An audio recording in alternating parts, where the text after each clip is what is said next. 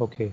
So while Karan is sharing, I'll just tell you guys what we are doing today in this part of the class. We thought last time we had a conversation, all of us together, and we thought that some things it was better to be clarified together as a group. There are several sort of what do you say? Uh, Concepts and ideas that emerge out of this exercise, and we thought that we thought that some kind of fundamental uh, clarity in terms of questions of what is a master plan, what can be a master plan, can be actually answered. So what we did over the weekend is we just all of us we put together a small presentation for you guys to just get a get a get a sense or get a feel of what all can the master plan be, so that when we are going back into our groups, we have some more idea. In the group discussions, you guys have already had a fair amount of conversation with your guides, but this is also a way for us to sort of open out to other kind of ways in which master plans can be created and made as well. Yeah. So I'll ask Karan to take over. We'll all speak when we've all added stuff to the presentation. So as and when our turn comes, we'll speak. Karan, go ahead. Sure, sure. So I'll start. My screen is visible, right? Yeah. Okay, sure.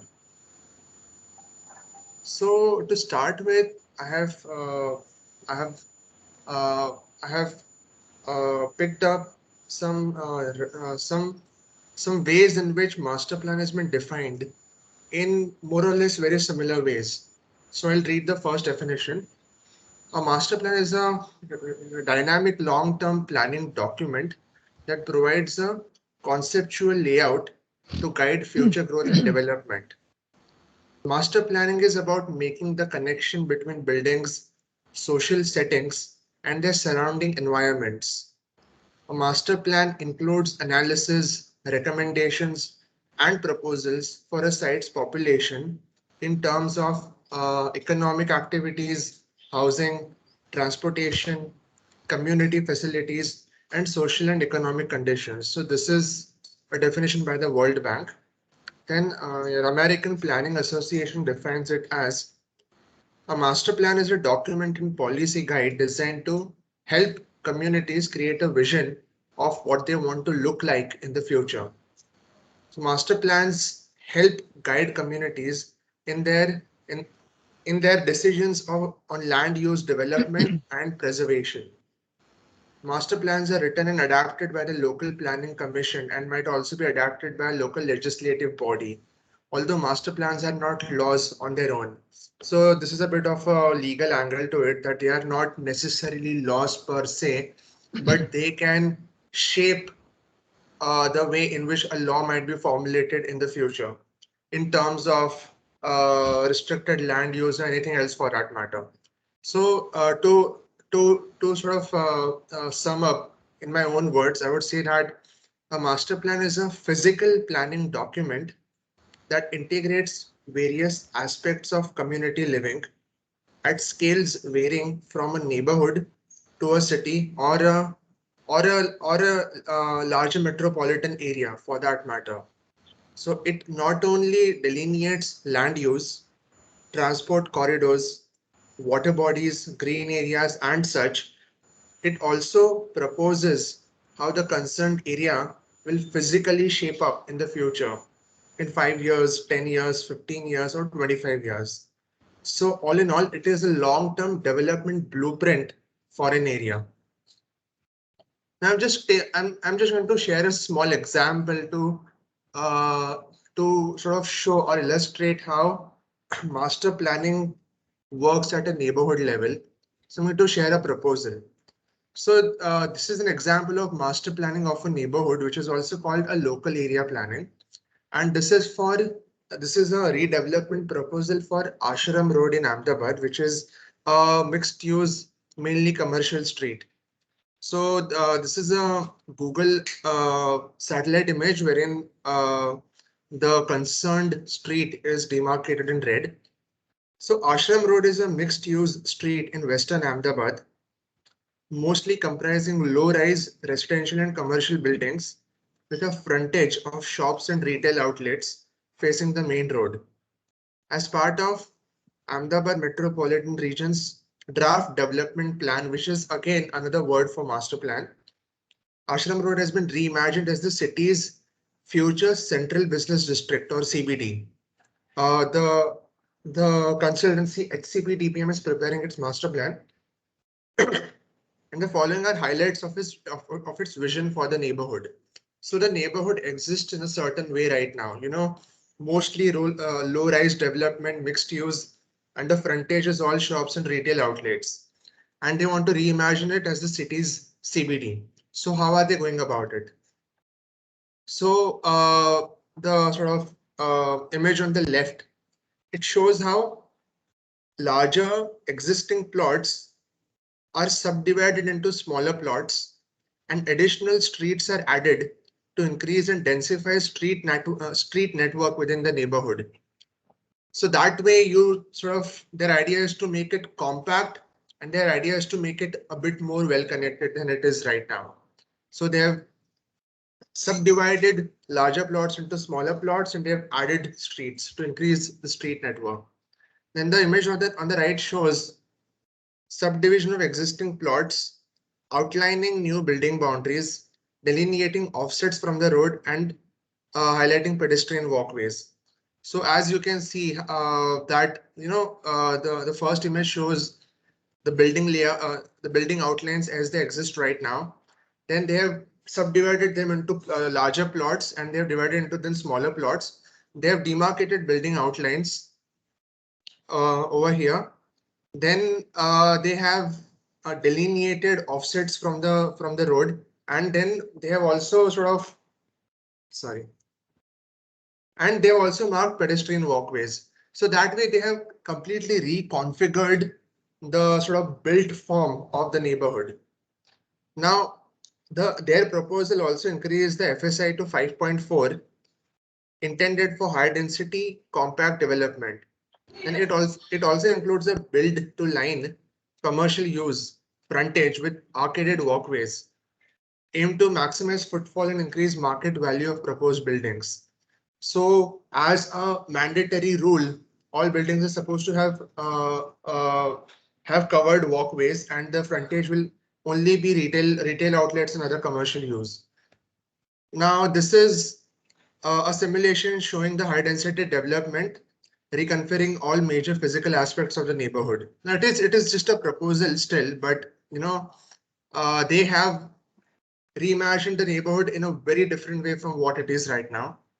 And these are some simulations that or renders which show how the neighborhood will look like once the redevelopment is done, once their proposal materializes.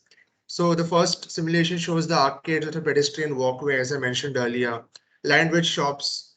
And the simulation shows reimagined land use along Ashram Road. So it's not just commercial buildings, but it's also a lot of open spaces in between and so on. So this is how through a local area planning exercise, they have reimagined the neighborhood considering several physical aspects related to it, and considering how its use is going to be in the future. So from a mostly low density mixed use development to a high density compact development, mainly for commercial use. So yeah, this was a small example which I wanted to show. Yes. Shirish, I think is somebody else. Sagar, that's you. Hi, am I audible? Yes, you are. Yeah. Hi. So, in line with our discussion last time, Shirish, I think I'm also kind of going to just present one example of a master plan, which is relevant especially to this class because I think they have done a Entecochi studio last semester, I guess. And the brief was pretty clear, and this is one of the competition entries which I was also a part of in collaboration with 7 other professionals. So there is one way of looking at our master plan where we were discussing that it doesn't have to follow one single core idea or one single main strategy, you know. It What we kind of took an approach is that firstly identified Kochi as a hotspot for knowledge. It has been a hotspot for knowledge exchange, and it has grown over the years through various influences, foreign influences, local developments. You know, there are today, if you look at it, the city faces a lot of issues in terms of socio-economic aspects, and there are also the main issue which the competition was trying to target was the flooding. So what we kind of did was considered a larger area around the site which was provided and did some local area studies of the neighborhood. And then we also kind of have discussed this point in the studio, that big infra projects often do not show like the desired effect. A lot of times they also lead to a collapse of the systematic networks which the city um, which have grown with the city, you know. So our strategies were actually not, there were a lot of strategies which came up from discussions from the studies, and we kind of decided to let's stick to urban resilience as a core idea for growth of the city. And let's look at the strategies which could work at a city scale, strategies which could work at smaller scales. So if you observe, the master plan actually is then becoming a collection of smaller and bigger ideas at different locations in the given site. And as you may know, there are sites A, B, and C starting from west, center, and east. So we kind of proposed, like a feedback loop within the network of stakeholders. So there are stakeholders such as the KSRTC, the Metro Rail Corporation, which are the big infrastructure stakeholders. There are obviously the local residents who have been residing along the canal for a long time. There's also stakeholders which are it's like the floating population because there's a lot of institutions along the street, and there's also a public edge, which is the water body, and that is being developed as what they call it as a marine drive also, you know, and there is a park next to it. So this proposal came up as a collection of these strategies, which you can see in the diagram above. We are kind of looking at red, green, blue strategies where we are proposing water mitigation at local level as well as city level. There is also the feedback loop, which I spoke about. So I'll just explain it in the next slide. Can you go to the next one?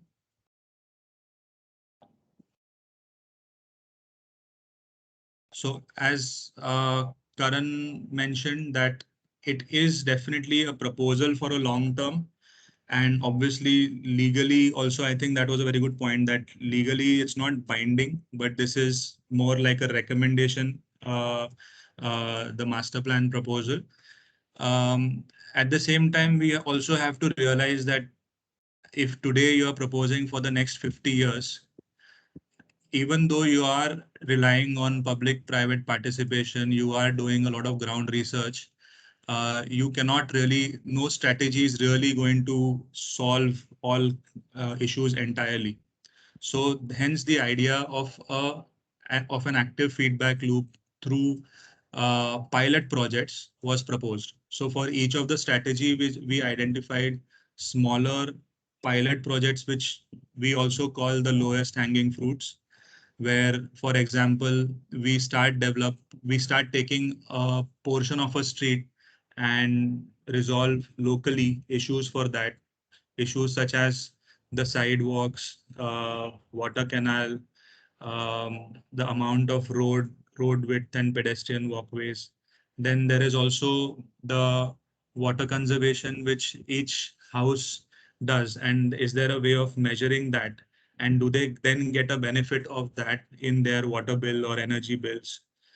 And at the same time, there were sites which demanded a local area plan within the master plan, like the site A, which you see in the square next to the text. That actually is a pretty big chunk of land where you have to propose a KSRTC bus terminal as well as uh, provide for real estate growth in the future. Right now, it's all coming under KSRTC, but a lot of land is unused and it's not planned very well. There are safety issues on ground, and a lot of garbage collection and everything happens over there. So then this is kind of a local area plan within a master plan, which came up out of the proposal, where you only sort of then zone out areas, um, propose a certain sort of a volumetric growth, not just in terms of a plan, but also you then propose like suitable FSI for the area, and then propose what happens to the area around. Maybe you choose to leave out more green space where you see that yes, density is something which will be required in this area, but at the same time, how do you really do you break it down into smaller buildings, or is your strategy to really propose large scale built project and then leave everything fallow? So I'm saying that I have also recommended this in the beginning, that because this project has been done by the studio and now you are in the fourth year studio where you will be again working at a larger scale master plan, it is interesting to look at how different strategies have been proposed. And also, I think it's also interesting to look at how you guys will also get a chance to represent these strategies in various ways. You don't have to stick to the traditional plans and then smaller scale, larger scale. You can actually take two steps ahead and bring out basically as much information as possible in these drawings. Now, these are, I'm sure, not very clear because it's an A0 sheet and I've directly inserted that over here. But I wanted you guys to just understand that it can be a collection of small strategies as well. And then through like a tech-based network, the proposal was to evaluate these pilot projects so that you get feedback on early stages of the master planning, so that then if you have to do some modifications in the master plan later, you can still propose through that feedback loop network, which was developed like as an app interface and all. So yeah, I think that's about it. Thanks, Any Sagar. comments from the faculty or something also? I mean, if you guys have some observations, or if you don't, Yeah. Sagar, what we'll do is we'll have a discussion in the end. Okay. Let us all go through it. There are common things. There are unique things. We will try and have a conversation in the end. Thanks.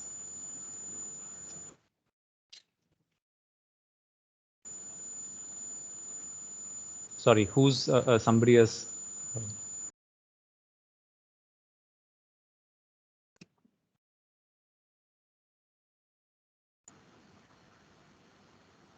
We can't hear you. Hello. We can hear you now. Okay. Because I asked a question to Karan that time also, I think I wasn't heard. But yeah, we'll take the questions later. No, I didn't hear anything. No problem. All right.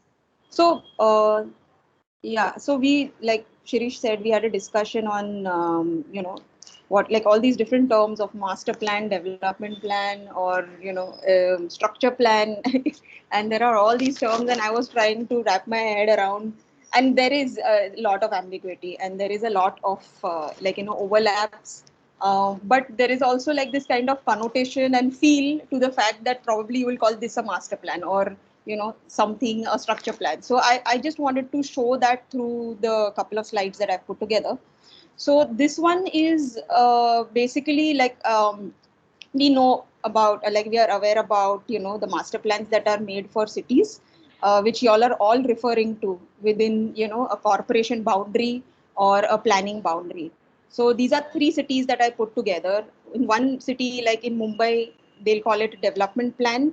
It is a mandate for the planning authority. In this case, here the corporation itself takes up the act of making that plan, and this is the development plan of Mumbai. The other is the master plan of Coimbatore, which actually, if you see, the black boundary is the city boundary, but they make a larger map, and it is controlled largely by the local planning authority. Okay, so that is the second layer. And similarly in Delhi also, the corporation boundaries might be smaller within this larger kind of regional scale of boundary. So in each in each of these cities, the way the planning really takes place is different by different institutions.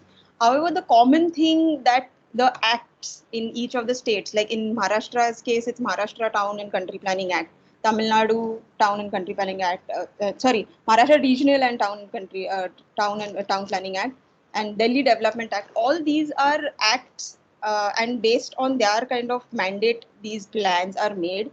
The idea is that they create only a broader framework, which already Karan mentioned. It's again they stick to a certain kind of a spatial idea of the plan. So when I'm saying spatial, I will say that there will be reservations that will be put onto the. You'll see all these colors like red, green, So there'll be amenities which are spatially kind of put onto the map and said कि ये इधर zoned hai, and you have to only build like if it's red, then the school will only come up here, or hospital only come up here. So it does that kind of reservation. However, it will not be able to tell you that a school should look like this, except for only the volume, but it will not tell you what the quality of education will be, or whether sanitation, water supply, and all these things are, how will they work? What is the quality of that? These plans do not have the mandate to do that, but there are these sectors like water supply ka department, sanitation ka department, water supply sanitation ka department, and all these different departments really take care of the quality of those ideas. So somewhere it kind of it's largely a spatial kind of a plan, which only gives you a little bit of idea or framework within which you can build. There are several layers to it, like natural areas, like that again Karan explained. Natural areas they will take care of, or roads where they need to be proposed, or preserving certain land where development should not happen, again for ecological reasons. And these larger frameworks, or FSI, where is FSI kind of concentrated, and where is it high, where is it low? Those types of larger ideas they will kind of take care of. But really on the ground, what happens is, in some sense, Karan also gave an idea of how local area plans are then can be created. But we'll take that conversation later in the question and answer session. So this is what I would say I associate as a master plan, when we say master plan in my head. The next slide. Yeah. Now, on the contrary, now this is a project which is done in Taiwan by Field Office Architects. His name is Sheng Yuan Huang, the main architect who's the founder of this office. So this approach to planning is a little different, where they have, in fact, their office also in this same area in the Yilan city. And what they do is they really kind of work on creating public projects along different areas. They kind of intervene within different areas of the city. And there are various projects, like you can see on the right hand side. There's an old bank that was converted into an art museum. There was a skywalk along existing flyover. Or there was a moat that was kind of dying, and they built a parallel canal to kind of bring back water into the into their system. So next slide. Yeah, and various kind of community projects that kind of connect what he calls them is as vascular bundles, like how how the soil and nutrients in a tree kind of work together in tandem. That's how he looks at the city kind of accepting these type of interventions all along. And if you see on the top right, there are those 3 pathways that he's kind of shown creating. This has happened over a period of 20 years. So it's a long process. As and when an opportunity kind of presents itself, they kind of go and make these sort of interventions. They're sometimes very small interventions, like just lowering the compound wall and making it as a seating place between 2 plot boundaries. Or sometimes it's like a public project, which is like left hand side, you can see a cultural working house which connects with the public street and bridge, and creates a space for the people there. So there are park projects, there are pathways. So all these kind of different interventions are kind of, and this somehow in my head would be a structure plan. So again, there is just no definition, I would say, for each of these, because it's used very loosely by all professionals in various kind of, but this can also be called a master plan, but it has happened as a step-by-step process over the years, which also a master plan does in some sense. But so I thought that putting those 2 connotations out through these slides would be useful. I think that's about it. Thanks, Dipti. Okay, so I'm going to show one particular project, and when I was studying and doing my masters, this was like the kind of in thing, Staten Island, the Freshkills Park, which was formerly a dumping ground. Okay, and that entire site had been closed off because it had reached its peak of dumping, and it was soon to be remediated and opened up for public access again.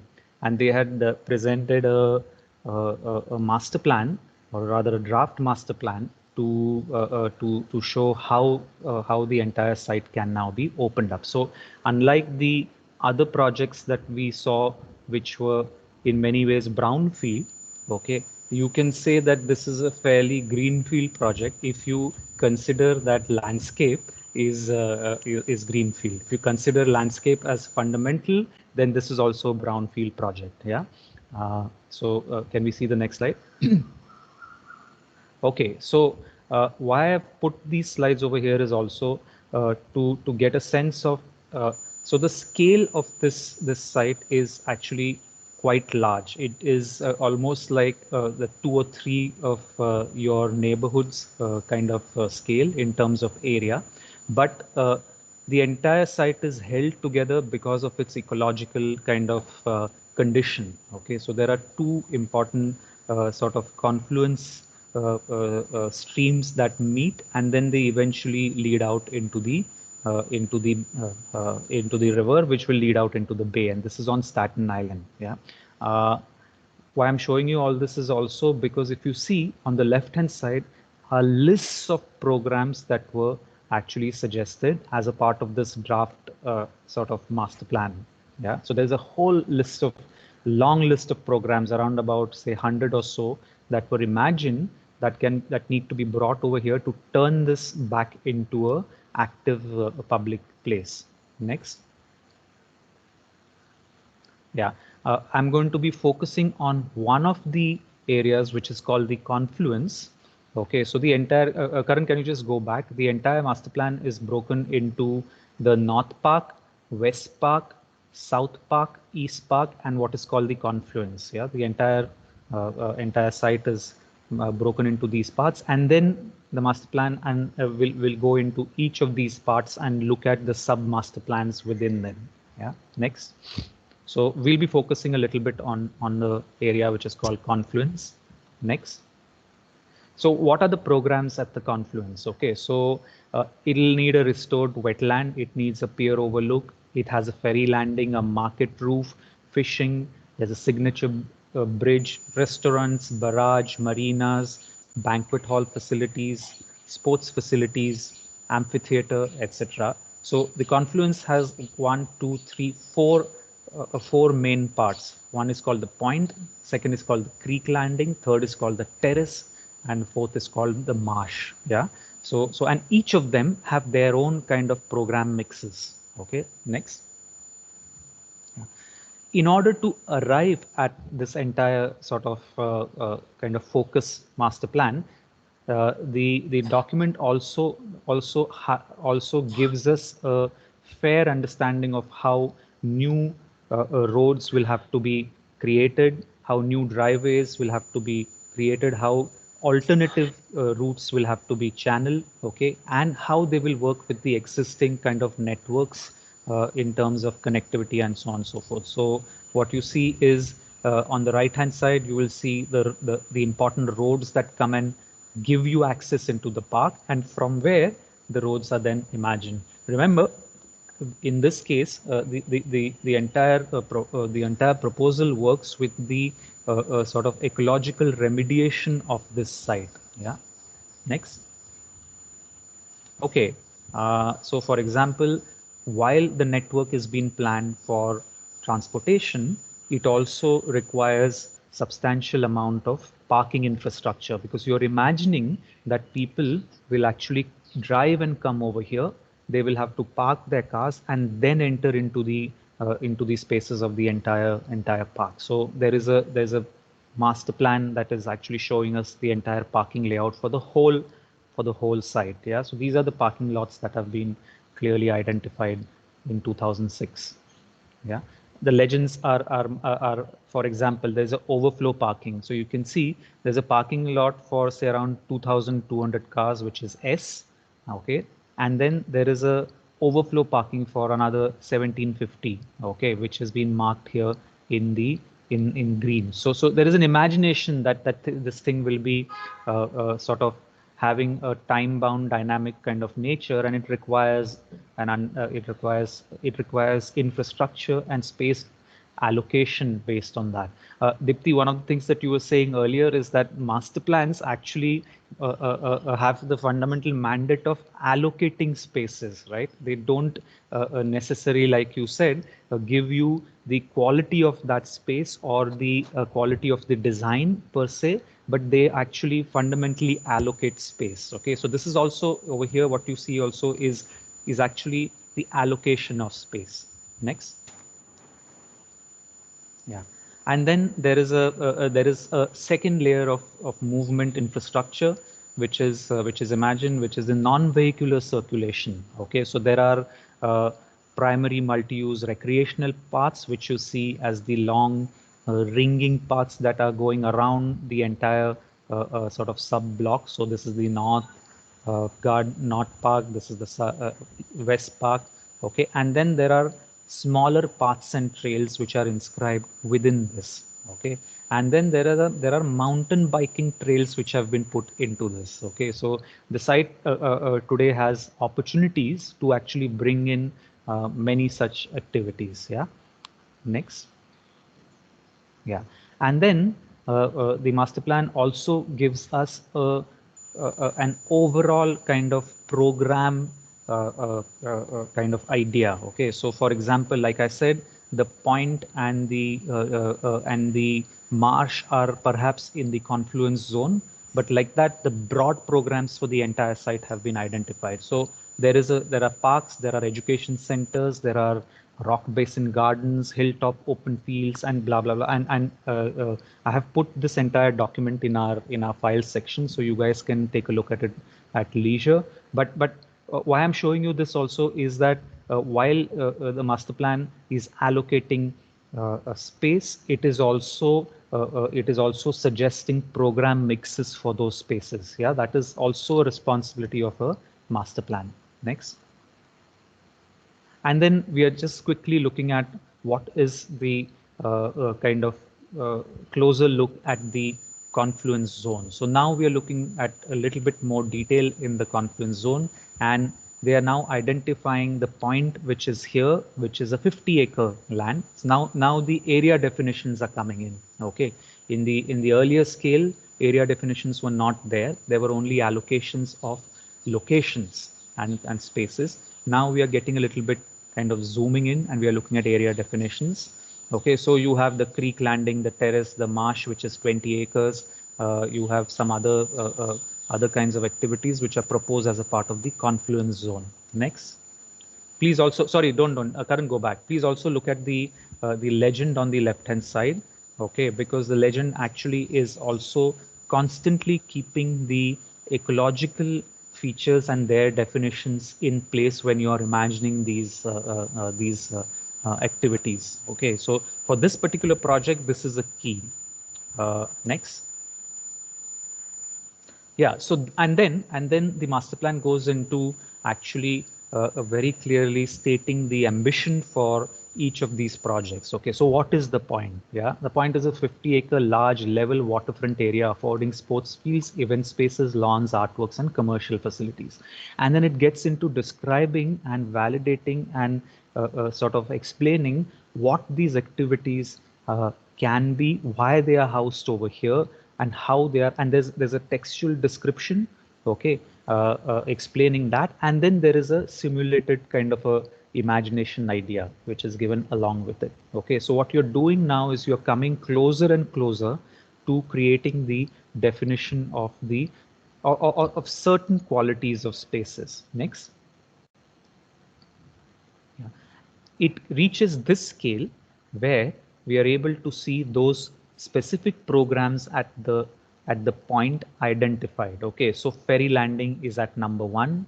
Okay, parking sort of boat launches are at number 6. A multi-use sports facility is this entire area, which is 16. Okay, so this is the scale at which this master plan actually stops. Yeah, it allocates from a larger scale down to this scale, identifying the programs, validating or giving justifications for their programs, and then it stops over here. It does not go beyond that. What it does beyond that is actually it gives a timeline in which you can actually execute these projects. Next. Yeah, and I have put a current sort of Google Earth image of this particular site. What you see over here is the point that we were looking at, and over the past 14-15 years, the park has actually slowly and steadily started sort of coming up, with some of the trails being executed, some of the kind of focus projects being executed in piecemeal. Okay, so it is coming up slowly, but it is following a certain kind of a blueprint which the master plan has set. Yeah, there are changes in that blueprint constantly. These changes are due to sort of insistence of locals who live in that area. The changes are due to insistence of say the political kind of mandate changing, or the new ways in which remediation to the park is constantly being seen.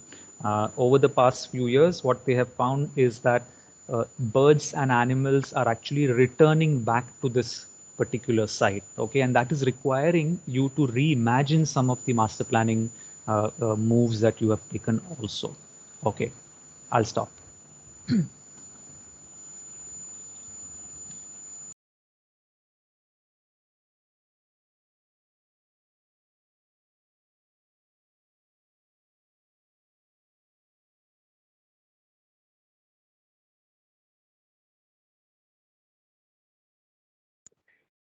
Yeah, hi. I had put in this slide, Sandeep here.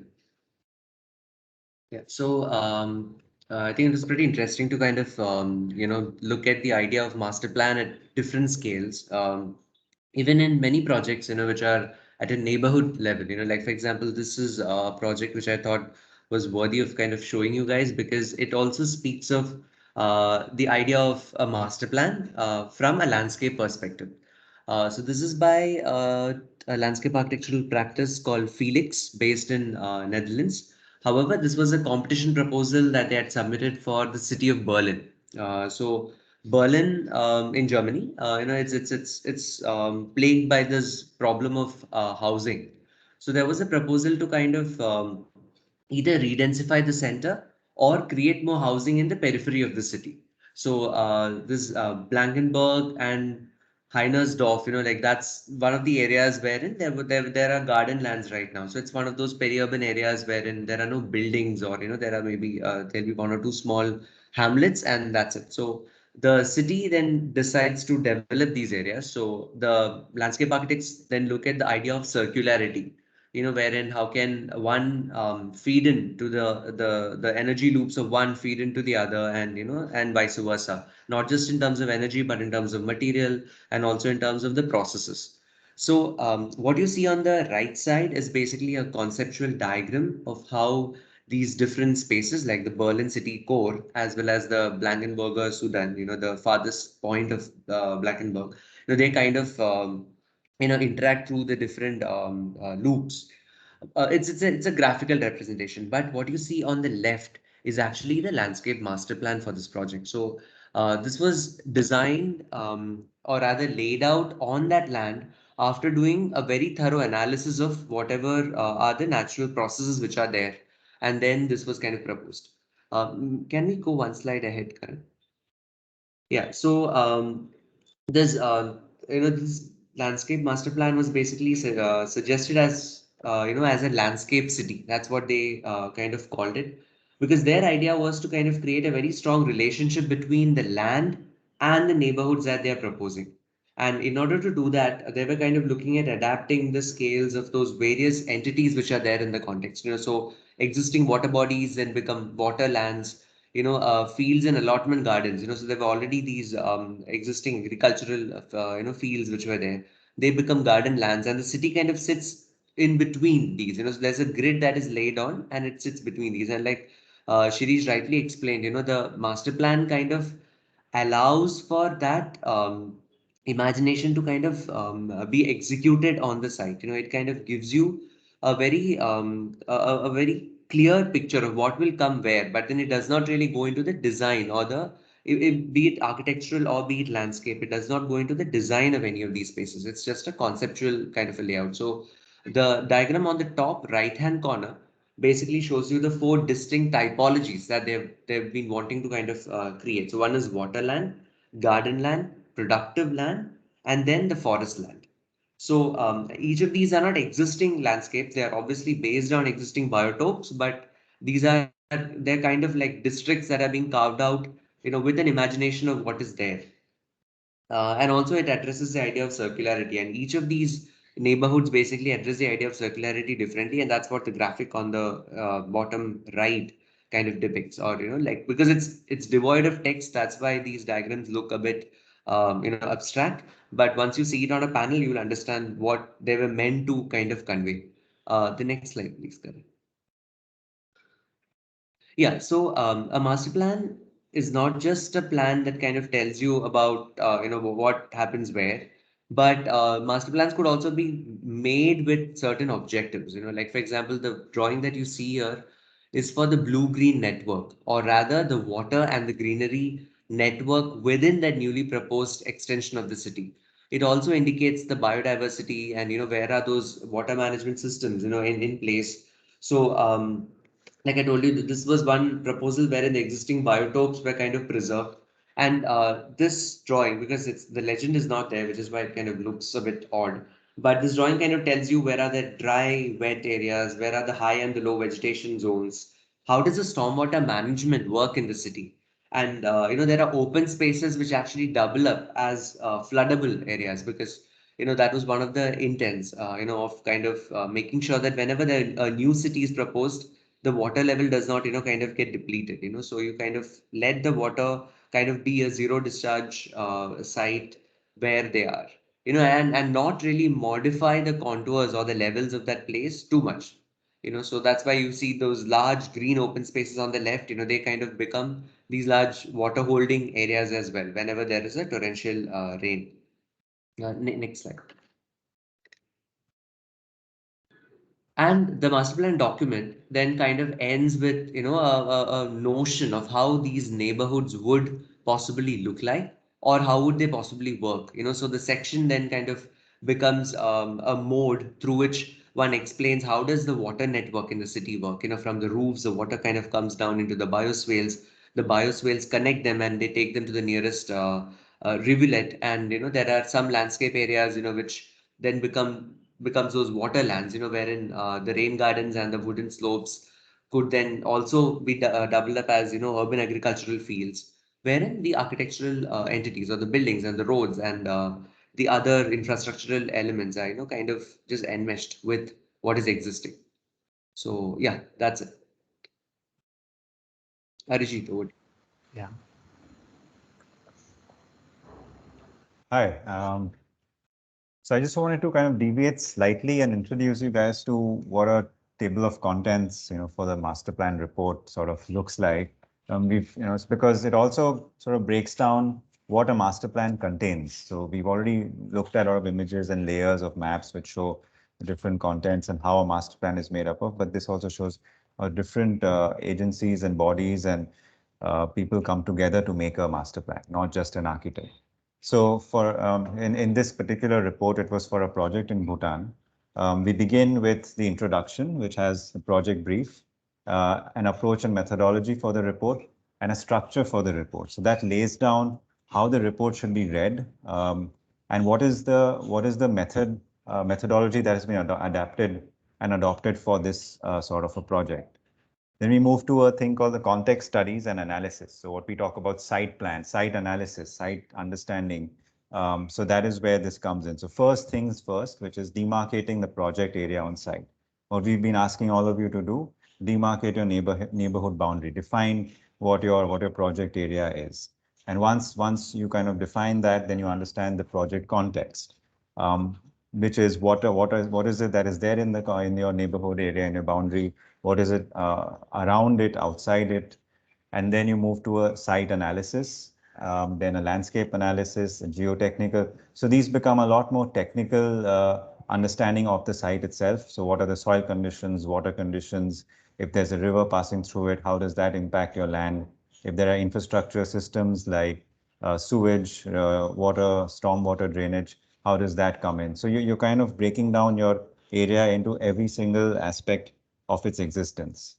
So once you understand your site in its entirety, then you move on to the vision and objectives. So you define what you want the site or the project area to become. So this is where you set about a grand vision or a big idea for your design. And then you lay down certain objectives which help you come up to that vision of yours. And then we move down into how do you go about achieving these things. So the first thing for this particular project was river training and embankment, because this was along a river front. So the most important part was to understand how the river and its hydrology and its hydraulics play an important role in the designing of the master plan. So that becomes your first chapter. So you understand the character of the river, you review the flood data and analyze its different components. Then you get into river training, which means how do you treat the river and its edges, the embankment design, and then the impact of the downstream.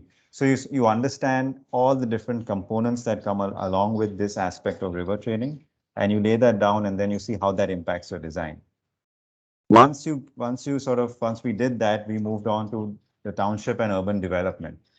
Now, this is where planning and urban design sort of comes together. So a lot of times, we've looked at, some of you have looked at the larger vision for the city, the larger policies, the politics and everything around what makes up a city and how it has grown over time. So here we look at those different policies and different components that make a city and its policies and its regulations and all of that. So once you sort of understand those different elements, then you move on to your design. So here we look at the demand assessment for township areas. So what is it that makes a township? What are the different kind of forces that are needed to be accommodated? We look at the demand assessment for special development areas within that. So what is the meaning of a special development area? So economic development, that if you want to do in a place, how do you do that? So we kind of study that. And preparing and evaluating development alternatives, development of a place, and then what are the different options that you try. So that also comes in. And planning, approach, and vision and principles. So here you look at a planning future for the place. So what should be the population of the place, and after a few years, how do you go about achieving that? And then you come to a thing called a potential conceptual master plan, and you create, and based on all of these understandings of the larger vision of the place, you create a draft master plan. Then there's a chapter which then breaks down the draft master plan into its various layers, which is a strategy for zoning and land use, which sets out different zones within it, an urban form, the transportation components of it, the green and open spaces. So you break it down into what are the parks and open spaces and how they're going to be used. Strategy for infrastructure, construction of projects to implement the master plan, and summary of the social impact and mitigation. So once you have identified what your design will be, you can sort of understand its impact on the area, on the people, on the surroundings, and even the environment. And then you move, then we move to the details of the master plan components and cost estimates. So there we break it down because it's a real project going to be built. We start understanding, okay, what are the different bridges coming in? What kind of roads are going to be built? What is the infrastructural components to it? What are the different types of infrastructures within it? What is the cost of all of these things coming through? And then how do you finance the project? So once all of these are defined, once you understand, then you get into project sequencing, which is also called phasing. So something that some of you might consider when you're planning, making your master plan, which is what is it that can be built first? What can come second? What can come third? It's not always that when you make a great grand master plan for a place, everything begins at the same time. Like you might have noticed in Bombay for the metro system, they phase it up. They say, okay, certain parts of the city should come up first and certain should come up after that. Or sometimes they say, no, everything should happen at the same time. And then that sort of creates a problem for everybody. So the phasing and the sequencing becomes important. And then we create a summary and move on to how this master plan could be implemented. If there's time later, I can kind of run through this report with you guys. Otherwise, we'll just move to the next slide in the presentation. Arijit, is it possible for you to share this report on the files? I don't think I can share it. Okay. It's proprietary. Okay. So Okay. I can show it. I can't share it. Okay. All right. Okay, so I think next slides are mine. Okay, so going back to what Arijit also was mentioning, that and also one of the sentences in Sandeep's presentation said that land shapes the city, and there were these statutory bodies that come in, and the idea of these terminologies like master plan and development plan and structure plans, I mean, do they have any stronger grounding to them? I mean, who does it? I mean, there is this hierarchy that we understand by now that, urban planning comes first, and then there is district level planning, and then there's all of this sits under the regional planning and regional development plans. So these terminologies, basically, I just wanted to sort of throw a little bit of light there, because I know we have this air of confusion around terms like structure plan, and if it's a notified, terminology to be used, or is it just something that has come because we as urban designers don't always refer to the planning terminologies, and we sort of work over and above all these and try to find our way around it, right? So this is just from the URDPFI guidelines, which is the Urban and Regional Development Plan Formulation and Implementation document, okay? And I will just quickly read what it says here, okay? Because this terminology of development plan and master plan, and what is this exactly? What are we doing here? Okay, so I will just read this out. This is exactly what it states. The term development plan is used differently in states. Some states use it for an integrated multi-sector plan, such as a district development plan. In some other states, it is a statutory land use plan approved and adopted by the local authority, and its proposals are precise and definite, notifying the property owners the manner in which their properties will be affected. Right. So, for example, of the later type are the Delhi Master Plan. We have the Hyderabad Metropolitan Development Plan, Bhopal Development Plan. We have Ahmedabad Development Plan. So, like, what is exactly happening here? Like, what happens when we say development plan, and how is it different from a master plan, right? And so it is nothing but these are just variations of nomenclatures which are used in different states, right? And many states prefer, and there is a growing consensus to replace the terminology of master plan with development plan. And you will see more often than not the use of the term development plan more often than not, right? There is draft development plan of Mumbai metropolitan region, and so these terminologies are something that you'll have to be very careful with and understand them. So in areas under the Schedule 6 of the Constitution, land is not directly state subject, such as northeastern states, where land title is based on community ownership. I think you will understand this better once you start reading these documents and understand what community ownership really speaks about when it comes to plot, area to area ownership, right? So the approach to land aspects of the development plan may be different in such cases. Therefore, a structure plan approach to land management may be appropriate in order to allocate land for different land uses in urban infrastructure. So what it actually is trying to say is that structure plans really are these planning tools. So like initially, I mean, when we looked at the report and the indexing, which Arijit just showed us, it spoke about these different strategies for transportation, strategy for landscapes, and so many other strategies, right? They're nothing but they're actually notified techniques or a tool, which fall under being called as structure plans. So structure plan is to serve as a planning tool which directs the growth and zones of planning, but it is not as precise as a development plan, such as the structure plan for Bangalore metropolitan region. Again, now you see how the scale actually tends to change and the usage of these terminologies can change from state to state, right? So structure plans may be considered as an overarching development plan for metropolitan regions, allowing broad framework and flexibility. Can we move on to the next slide, please? Yeah. Talking about what local area plans are, right? According to the 73rd and 74th Constitutional Amendment Acts, there is a certain understanding of macro and micro, right? And how do you make the shift from a development plan? What does a development plan really talk about, and where does the local area plan sit in? So this is where you can probably refer to the definitions in our perspective. I mean, so let me just read through this quickly for everyone. So the thrust of microplanning should shift to local area plans, which could encourage decentralization and improve implementation of development plans. In view of the 73rd and 74th CAA, planning decision and implementation of plans should be disaggregated in order to bring the process closer to the local people.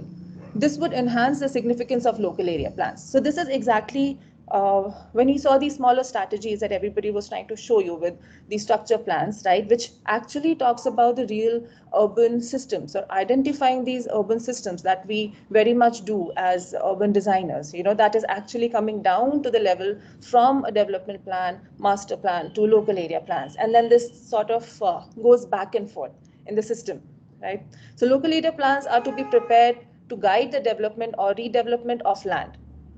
Again, like I said, it's a back and forth system. It cannot be that you do work on a development plan first and then of course you do set out regional boundaries, understand based on population and how much density you want based on other services and resources in that region, right? But you can actually also start working from local area plans, right? Strategizing things together, and it can act as a guide to preparing these redevelopment plans or development plan of a region, of an area. Right? So it could be from conservation of buildings and physical features, providing improvements in physical layout, making infrastructure and amenities available, and managing the area to enhance health and safety of the residents, to support economic development, as well as to enhance the quality of living environment, and for area-specific regulatory parameters for the area covered. So I hope this is sort of put the hierarchy into perspective. Karan, can we move on to the next slide?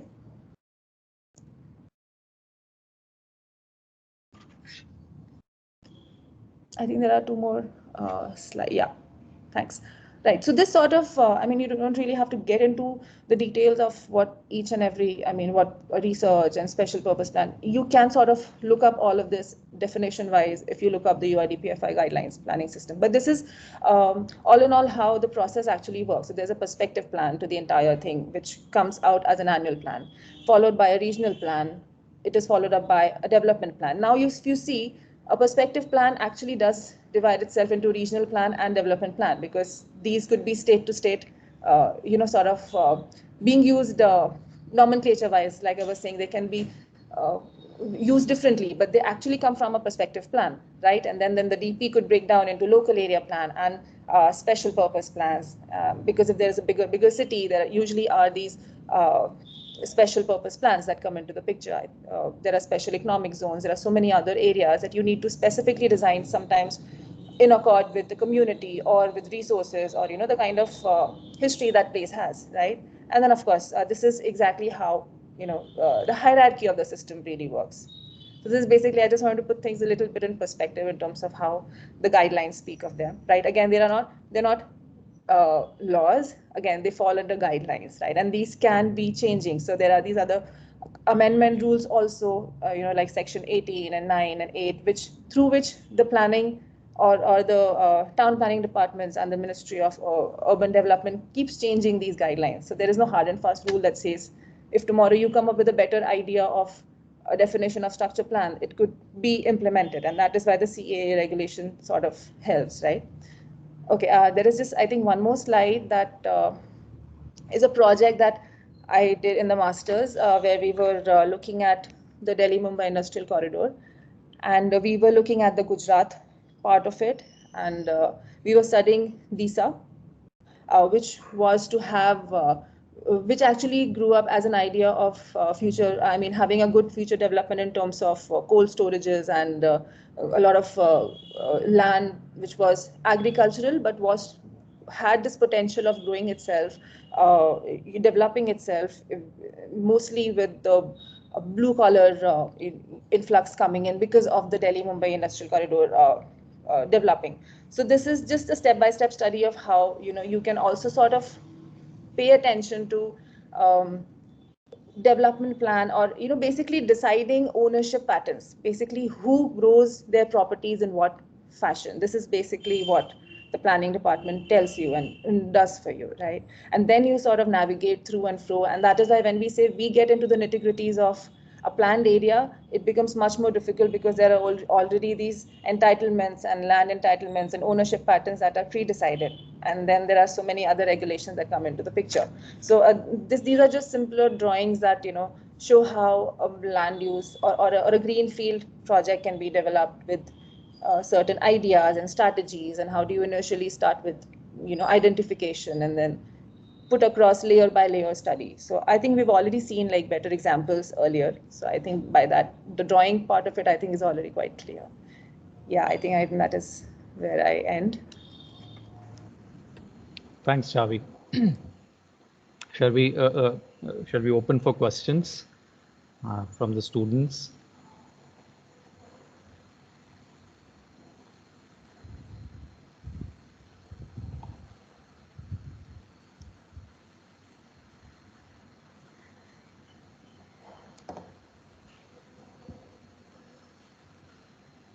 Guys, please feel free to ask anything.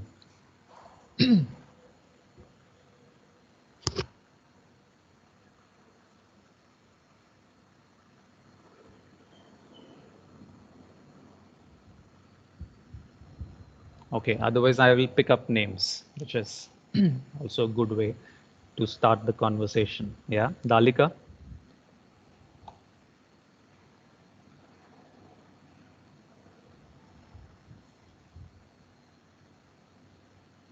Dalika, are you there?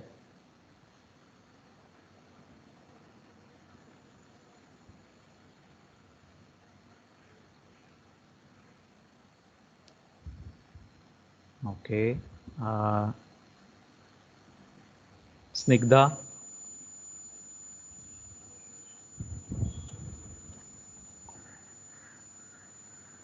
Okay, somebody has... Am I audible? Dalika, no, you're not audible. You're not audible yet. In the meantime, Snigdha?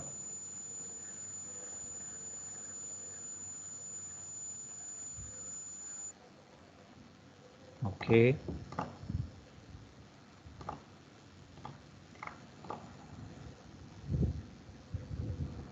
No Snigdha. Okay. Fine. But how is it possible that the students have no questions? I find it very difficult to digest this. I had one. You have one. Okay. Who's that? Ishan.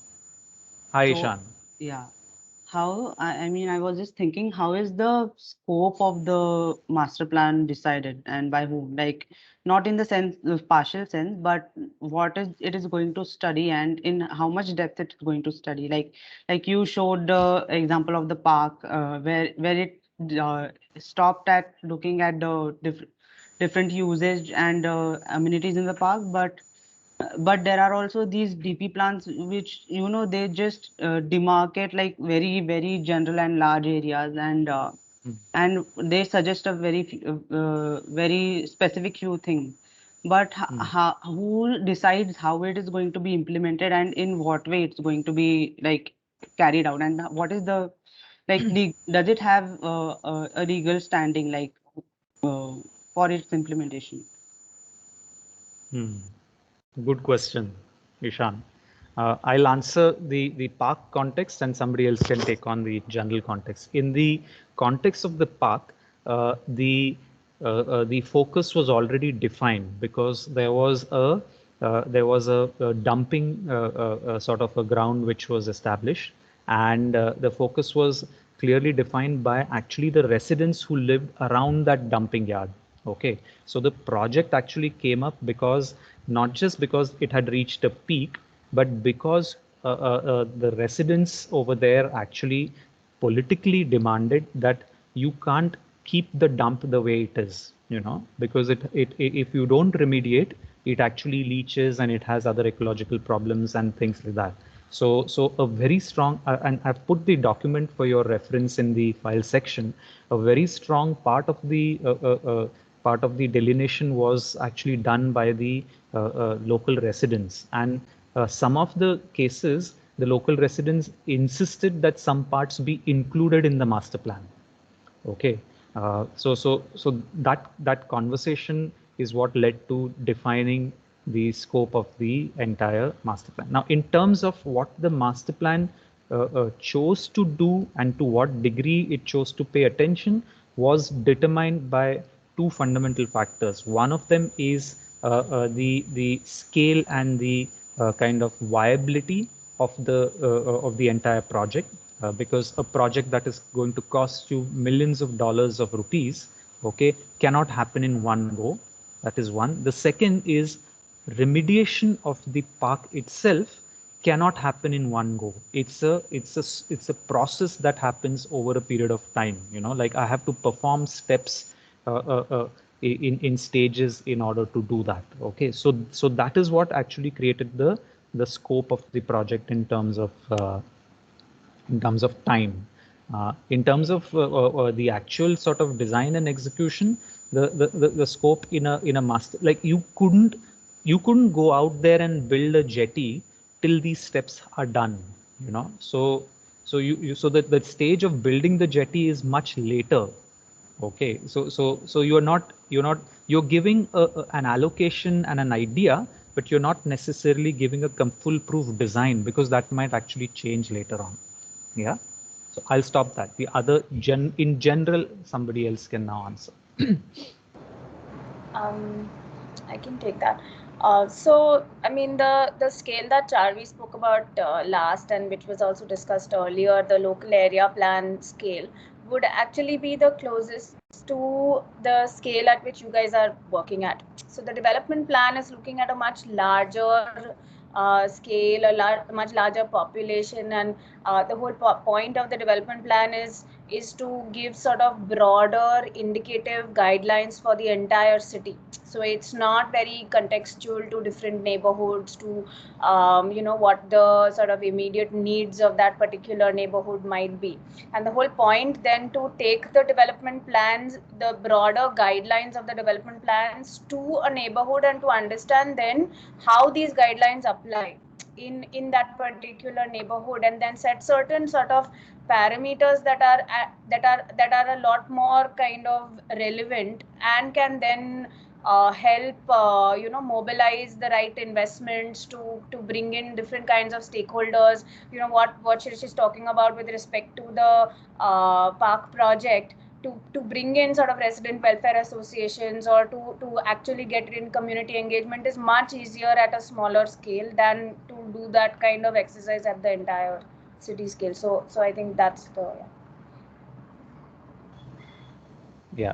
Yeah, But I think sorry. I would like to add to it that in terms of scale, again, like what Lubain is saying, like the larger city scale really is, the DP really does a very mathematical calculation of, how many amenities we really have as a population for a city scale, and then tries to kind of distribute it evenly across wards so that every ward, for example, has sufficient amount of schools, sufficient amounts of medical and healthcare facilities, sufficient roads, or open spaces. So it's really a mathematical calculation.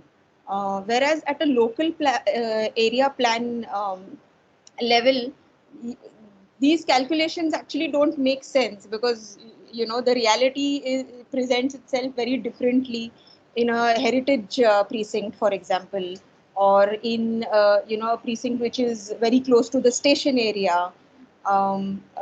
So in that sense, then it can be modulated, maybe sometimes even contested. The reservations can be contested. The DP reservation can be contested by the local area plan as well. So those two scales, I think, are very kind of clear planning scales by the government, at least. Just to take that a step forward, I mean, I would see it as who is the client, the question. So generally planning is all about distributing resources. So if you've heard of this thing called the body called the Planning Commission of India. So at a larger national scale, every year there's a budget happening and there's a planning master plan, the vision, master 5-year plan for India, 15-year plan, 10-year plan. These plans are set about, and the budgeting is allocated based on looking at what the projecting what the country or where the country needs to be based on what it has right now and based on what it needs, what the people need. So you set out a whole national level vision for the country. So then, the PM says, we want to invest in infrastructure, we want to improve the rail network, we want to improve. So by saying those things, they're creating a larger framework within which the country will develop. And then they allocate money, they allocate resources, they allocate people, etc., to different parts of the country to support that sort of development.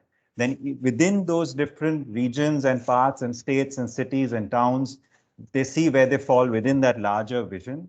And then those governments then take up those projects and then figure out how they will reallocate the funding that's coming for that into these different places. Then they will zone out the different portions of the city, like what we're looking at the DP and such, to say, identify, okay, this land should go in for railway development, this land should go in for commercial, this land, and then they find the people who would be involved in developing those. Sometimes it could be a private body, sometimes it could be a government body. The townships that are master planned, they're also master plans, and they're done by private individuals, they're done by developers. So someone has bought or got a piece of land and they want to make a big township, so then they do it. So then your client or the scope of work is defined by that person. Sometimes it becomes a research project where think tanks or people like you are involved and who say that, I want to understand what is the problem in my neighborhood. So you define your own project, you are your own client because you have the skill set to be able to do that, right? So it kind of works at, several levels of clientele in that sense. Okay. Thank you. Dalika?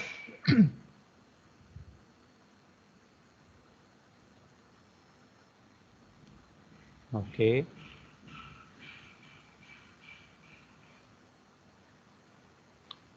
Okay. Madhura?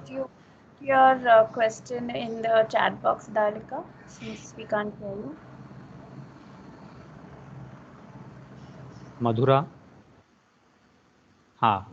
I'm sorry, give me a minute. I actually had a question, but I got zoned out when explaining the previous ones. Yeah, somebody's saying something in the meantime. Go ahead. Keyur. Who's this? Who's this? Keyur. Keyur. So if like there will be like different scales of proposition. So like it could be a housing or it could be on a street. So if a person is selecting a site, so if for example, if he has selected a site and then he refers the DP and he wants to do a landscaping kind of proposition over there, but actually the site is proposed in the DP as a housing thing when he checks it. So is he allowed to do it there, or like for this exercise, the AD thing, or does he have to select some other one? So in the context of our studio, okay, if you are able to successfully demonstrate that that there is substantial addition of value that you can bring if you imagine that as a landscape, okay. At the same time, recognizing that that there is a housing crisis within your neighborhood, okay. So not to discount the fact that there is a need for housing, but to say that that is something which can be alternatively suggested, okay. Yes, please feel free to convince us. Don't think that it is something, and that is also you challenging the existing kind of reservation in many ways, but it will mean that you need to have your homework done.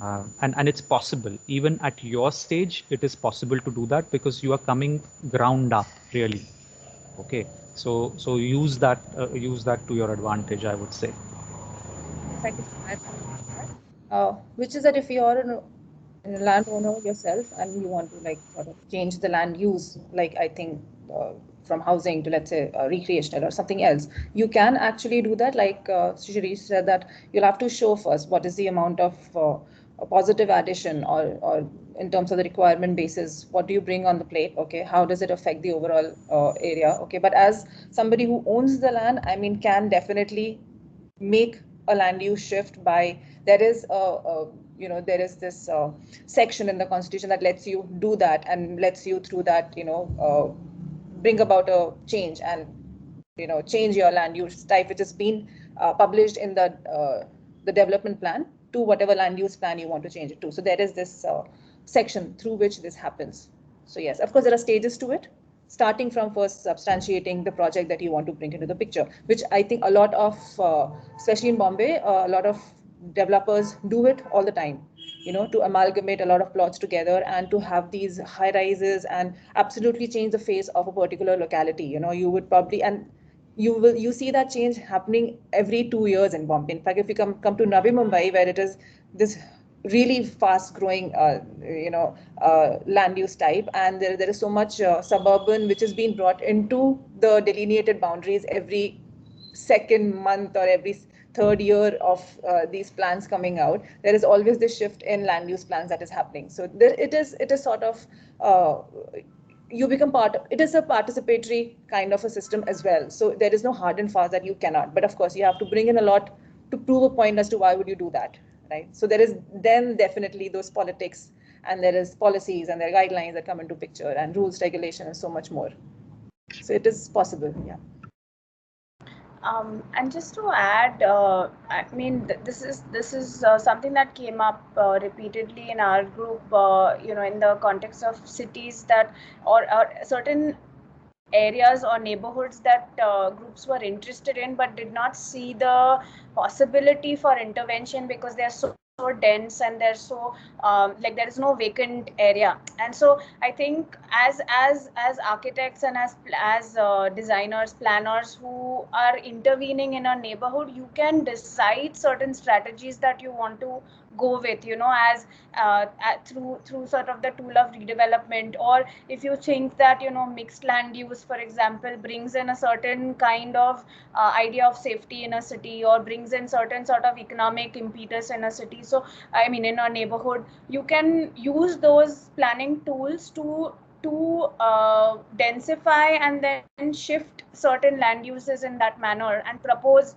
So the master plan is definitely going to be a proposal, and you will get grilled at, like, at making sure that you have the right justifications for your proposal. But as Charvi is also saying, is that it's not impossible to change the land uses. Just make sure you have a good justification for it. Yeah. I'll give you, this is an important question. I'll give you an example. In New York, there is, and I think in many other places now, there is something called POPS, POPs kind of policy, which is public occupation of private land. Okay.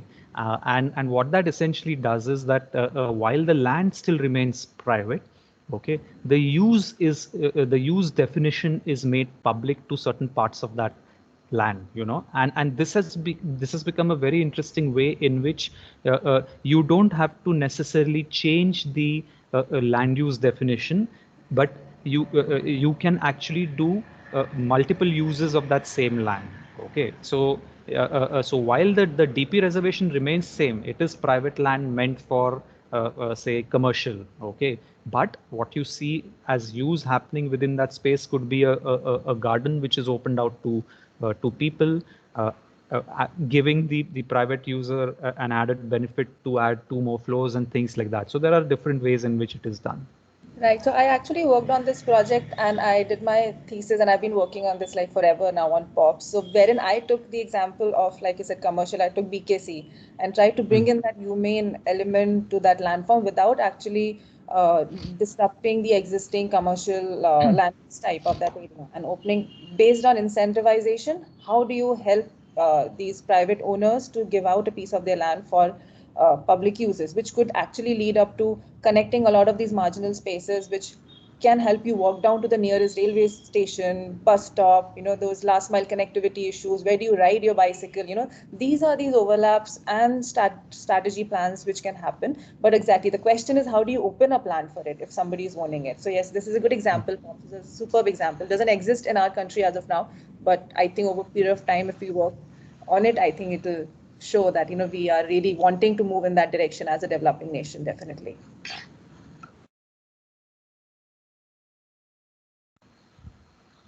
Okay, Madhura, are you ready? Yeah. And So I was just thinking about propositions. When you come to the list of propositions that actually fit into your research, but a lot of times you probably have like a list of 25 propositions. Some of them probably even co-depend on each other, but you can't introduce all of them into a site. And like when you came to the Staten Island project, there was like a list of propositions, but probably there were way more when they'd actually researched. So how do you kind of arrive on, like a selected list of probably a couple of propositions that can relate with each other? And also one other question relating to the same. For example, when it comes to the user, there is the public who is using it, which is a floating. And then there are users, like for example, if I'm introducing, say, like a street with shops, or like street extensions, I am not, if I like when I'm proposing this idea, there has to be a dedicated kind of list of people who are also the holders of those shops, right? Or probably relocating a market space into this project, because otherwise I can't say that there is a street with which I'm introducing as a market, but not have a user for that. So how does that work? Yeah. Okay. So does somebody else wants to take a shot, or should I go? The second one I can take Okay. right away. Like bottom up approach actually is about what you are talking about, where you would take the community into or get them to participate in the process of planning for that area. So for example, a street is kind of not getting enough business. There are shops, they're not getting enough business.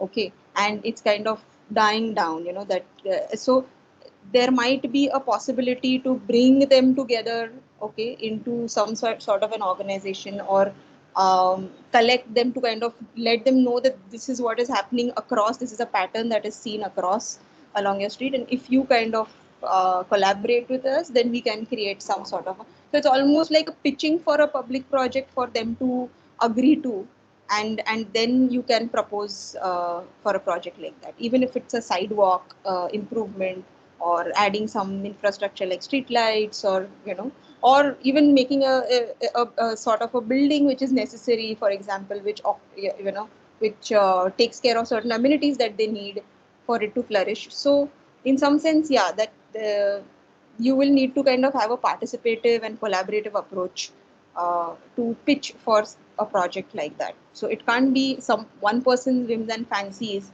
to kind of go and say ki ye kar dete hai. And if there will be, obviously there will be backlash from the community who is living and staying and using that place.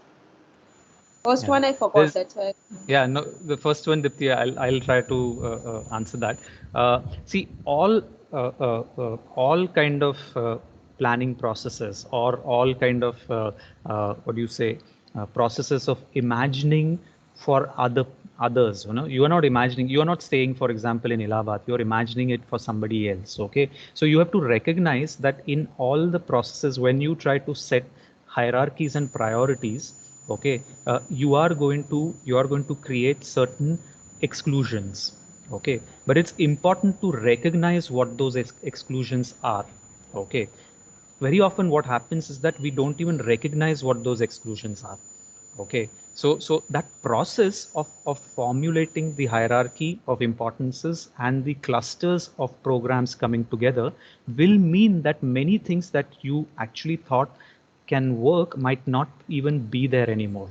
Okay, it is in this particular case of the studio, okay, it is 5 of you who are sitting with the information that you have received from ground, and that is becoming the basis of your sort of objective kind of sort of understanding. Okay, and that is what is creating this framework of hierarchy of the kinds of projects that you are imagining. Its backlash is something that you should recognize. Okay, that it will happen in the kind of actual process. You will have to go and present your ideas to the stakeholders. Okay, and there might not be one or two, there might be 15, 20 kinds of stakeholders. Okay, and you will have to go through that process of both recognizing what is coming from the stakeholders as well as convincing what is good for the stakeholders. Okay, so it's not only that you are going to take everything that the stakeholder is telling and give them. That's not possible. Okay, in the collective formulation of things, there are always trade-offs, but it's important to recognize what those trade-offs are and what its implications will mean. Okay, and I'll give you an example. In 2008, in New York, the kind of area which is Times Square, and actually a large part of Broadway from 52nd Street all the way down to, I think now, the 10th Street, okay, is now been pedestrianized. Okay, the resistance that project faced was so phenomenal. Okay, from everyone, including the people who used to never visit Times Square, actually suddenly became stakeholders of that project. Okay, because they used to drive through Broadway in their car to get to downtown. Okay, they were never considered as stakeholders till you made a proposal and showed to people and you put it out in the newspaper saying that there is that we are proposing a kind of fully pedestrianizing parts of the street. Suddenly new stakeholders have emerged. Okay, and they start writing to you. Okay, what did the group do? It was done by a group called Transalt, or Transportation Alternatives. They were the ones who created this idea. They said, okay, fine, this is the larger vision. We want to start with a smaller pilot, like how Sagar was mentioning that there are ideas of pilots. So what was the pilot? They took two streets, between two streets and the Broadway that was connecting. They said, we are going to pedestrianize only one side of the street. Okay, let the other street continue. They created a traffic loop such that traffic doesn't get blocked. And they carefully documented that particular pedestrianized part, and especially the businesses on that part. And they were able to prove that the footfall in the businesses increased by almost 30 to 40% on the pedestrianized side. Okay, and they published this. Okay, and this was published.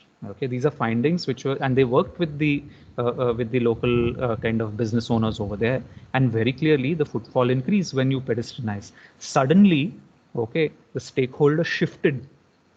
Okay, many more people started to say, we also want a pedestrianized network on our side.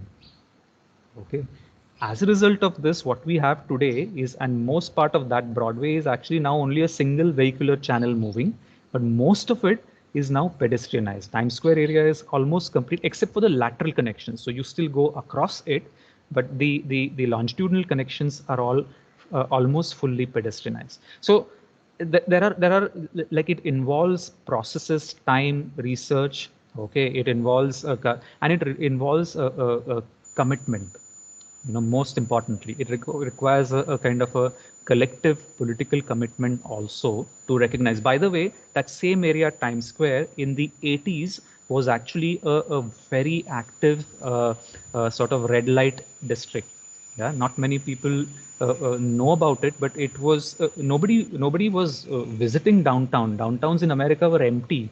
There was a flight to the suburbs. Okay, those areas had become very rundown, and they were completely sort of streets where they were all brothels lined over there. Okay, it was in fact planning of a certain kind that created this gentrification. I mean, there is a critique of gentrification also. Okay, but there are places where quality of that particular place has improved because of certain sort of ways in which transformation has come about. Okay, I'll stop. Thank you. Yeah, and Madhura, just to add to that same conversation, like the first part of your question was about, like who decides the programs and how does it come over? I think the faculty members have explained it very well to you. I just want to add the small part to it that in the project that Shirish showed, right, Freshkills Park, the idea of the park and the humans, and the circulation parts and other things which we spoke about, if you really look at the master plan, from its inception to where it is, that is the last or the final layer that they actually discussed. The first layers were all about, capping the sanitary landfill that is there, ensuring that there's a lot of methane that gets built up, so there were these reticulate network of pipelines that were put into, to absorb it. So yeah, so there's a lot of scientific layers that kind of go into it. That was the first set of programs that they actually thought about, but we don't speak about them as architects, but that's there, like that's something that one has to recognize even in your skills while you do. Yeah, they may Sandeep, be. it's there. I have put the document for them because you're right. Okay. There is an entire plan that is actually showing the kind of tapping network, the kind of new kind of leaching kind of pipes that had to be added. Yeah, so things like that. So that is there in the document for them. Awesome. So you guys should definitely take a look at it because that is one. The second priority for them was to recreate habitats because Freshkills in the I think it was started in 1947 and abandoned somewhere in the 1990s. Okay, and only reopened for a certain while when the 9/11 happened and they had to kind of sift through human debris, through the other things. That's the only part. And so there's a monument also that's kind of coming up there in the west side of it. So, Freshkills had already developed as a bird sanctuary in the meanwhile. Like a lot of feral, problems. Like like there is rat, mice, sab kuch hai. Wo neighborhoods were always having problems with it, but it was also a designated bird sanctuary. But once you're capping things and doing all of it, you're kind of taking away all their habitats, right? So the second thing was about to recreate those habitats.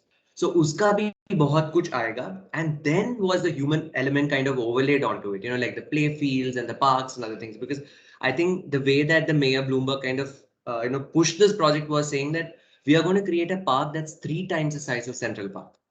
So like that was the Shirish. You must have been there in New York at that time, right? I mean that was the push that like they were kind of giving it. And so there are different layers. So I think that's also important to recognize that things which we don't speak about may also be programs. Because that land demands it. Okay, yeah. But Shirish, just to sort of highlight something related to what you're talking about, the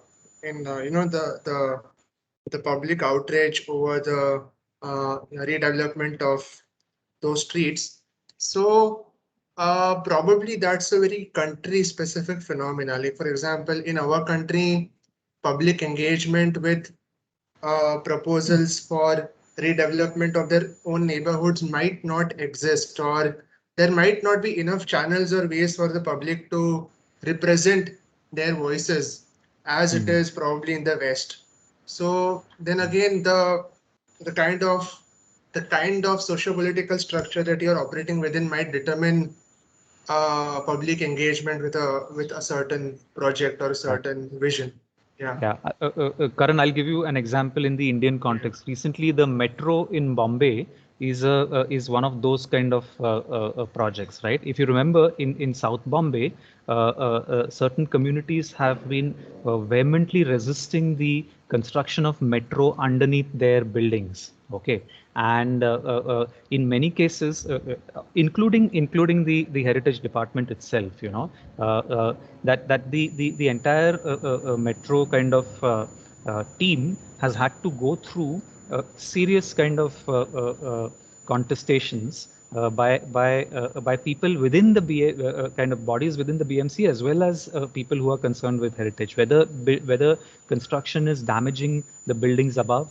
Okay, whether it is so where and here the metro is underground, so it's not really going to cause a kind of a change on the upper ground, but still there have been contestations. So and we often see I mean we stay out of it because we are in another kind of a bubble of sorts, as architects. But in fact, community organizations and people organizations of your ALMs, for example, are very active in certain cases. Again, it has to do with the people within that ALMs also. Like for example, I remember in Mahim, when the metro has been constructed, Mahim, Dadar, Shivaji Park, all this area. The metro team has come on 3 occasions to for open kind of presentations and discussions in the last 3-4 years. Okay, where we got a notice in all the societies saying that she's what's her name, that lady Bhide, Dipti, you know her name, right? Bhide, na? Her name is Bhide, or she was the head of the metro No, through MMR. No, I don't. I'm not sure. So she came. She came, and there was an open invitation. Many people of the neighborhood and sub communities actually went there and asked her some critical questions. What is the scientific data that they have that tells us that the buildings, the vibrations don't cause damages and things like that. In Mahim, there was a case where one of the buildings was showing substantial damage, which they had to also sort of patch. They had to work with that. So है, ऐसा नहीं है, अपने यहाँ पे भी ये होता है. Ashwini Bhide. I always confuse with Anita. हाँ, Ashwini Bhide, her name. Yeah. They faced a lot of flack. Yeah, hota hai. Like in Trivandrum, in the city center, there's a fort area. They wanted to pedestrianize it a few years back. The shopkeepers resisted, and they made such a hue and cry that the government had to roll it back in like a week. Like they said, because they feared that their clientele, they lose their clientele if you pedestrianize the area. But I think that was very short-sighted, because in Bogota, I think Jamie Lerner or whoever was the mayor, he kind of, but that again was a very different, it was not democratic at all in the 1970s out there. He basically pushed the shopkeepers to pedestrianize their main street. There was also big protest, but eventually people realized, so it does good to the business and the city, and the ones who were protesting then, became supporters of the scheme. So yeah, I mean, like, it happens, but India mein bhi hota hai, Karan, kahin. Achha. So, I mean, our role is also in creating like in showing what can actually improve, right? The idea of the pilot very often is to show that the demonstration here can actually give clues for some other place, and city logics are different, but at the same time they're sort of what do you say? What they face is sometimes very similar. The logic of the city might be different, but what it is subjected to is sometimes very similar.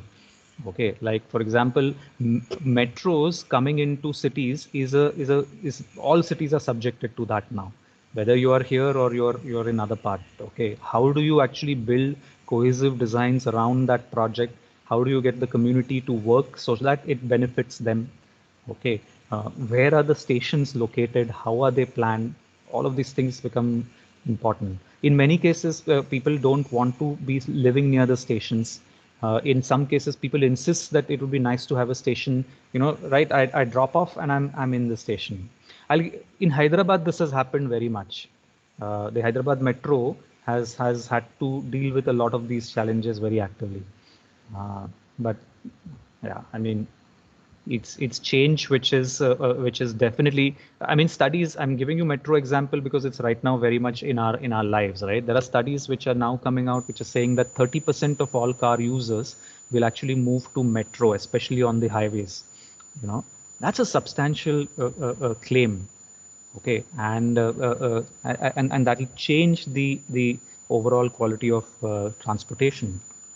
I mean, the conditions during the metro and its construction are quite horrific. I'm not debating that. What is happening in BKC, where the big interchanges will happen, but how are we actually mitigating those changes? How are we remediating some of those damages? That is also part of this process. Yeah. But if you see, if in a certain way the claim of the metro that 30% of the traffic will be reduced, there was a similar claim during the Ghatkopar Versova metro too, but the traffic has not reduced. It has, in a way, it has increased a lot more due to the metro. So if you see, because the metro is a kind is costly for a person who is traveling every day, he will prefer a train or he will prefer his own car or a bike to go to his place if rather than a metro. Keyur, that's a very good observation. Okay, how do you make something economical such that it actually creates positive impact on ground? For someone who's a car owner, it doesn't matter whether the ticket is 20 or 40 rupees. Okay, right now there Yeah, is only that's one. Right now there's only one metro line. Okay, so the car owner is not really sort of concerned about it. At the same time, I'm taking my car, okay, and I'm going short distances. Metro is of no use to me.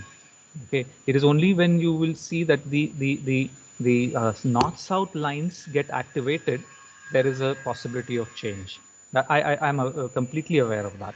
Right now, it is seen as a in fact, it's seen as a problem because those pylons come right in the middle in some cases, blocking the roads, blocking the air, light that is coming down. These are all the issues of overhead metro. No? Yeah, we see that with the new metro line coming in Ghatkopar too.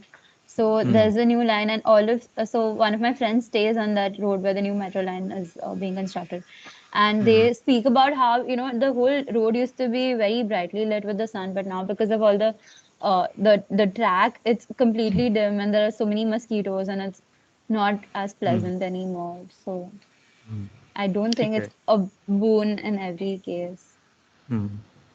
Agreed. I agree. Okay. Any other observations? Okay. Shall we take a 10-minute break and then meet in our groups? Is that okay? You can always post the questions on the chat also. Huh? Feel free to add. Some of the documents we have put on the files. Some we can't put, but we can always get in touch with Arijit and ask for more. And I'm sure that should be okay. Yeah. Absolutely. Just let me know. Yeah. Okay. We'll meet in our channels. Yeah. Thanks, everyone. Thank you. Thank you. Yeah. I'm ending this Thanks. call. I've taken the attendance. I'm ending this call. Yeah. Thank